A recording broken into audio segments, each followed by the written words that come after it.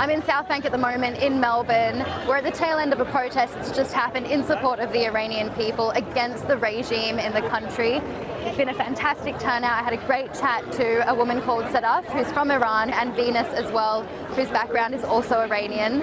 I've learnt some really interesting things. It blows my mind how little freedoms women have in the country and just the oppression that's going on and how we need to talk up about it more. It's more than just a protest, what's going on. It seems to be a revolution. They want change this time and they're not going to put up with anything less. Do you feel scared being here? No. Do you think? Ever? No? No. Like being in the street? No, being here protesting, do you feel that the Iranian regime has internal spies? Oh yeah, of course they do. I know them.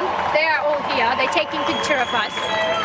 I personally don't care, but there are people wearing masks and sunglasses just because they want to go back sometime. They have spies here and they do take actions against you and they can identify you very easily. Do you think that we should, as a group, have some level of protection from the Australian government from that? Definitely we should.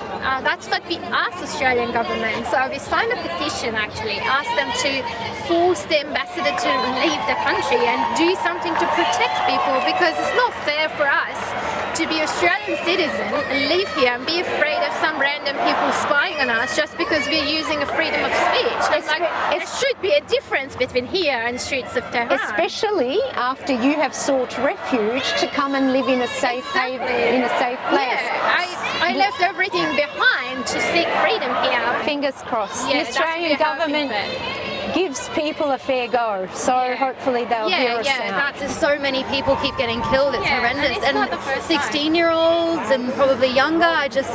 So this has been something that's been happening in Iran ever since the regime took a hold. Protesters dying, children dying. It started right after the revolution because they stole the revolution and they killed every opposition. What we paid as a woman for living in Iran, it's painful and it's just above the imagination. When you live a life like a woman in Iran, you pretty much, every breath that you are taking, it's against the law. So whatever you do, you are breaking the law unless you stay home and do what they want. And it's frustrating. But look, with such an oppressed nation, look at the quality of intelligence, art, culture. Very true. Imagine if they actually had the potential to not be oppressed. I know, and you know what surprises me? We all grow up in Iran, right? Everyone here. We went to school and they forced us to study religion.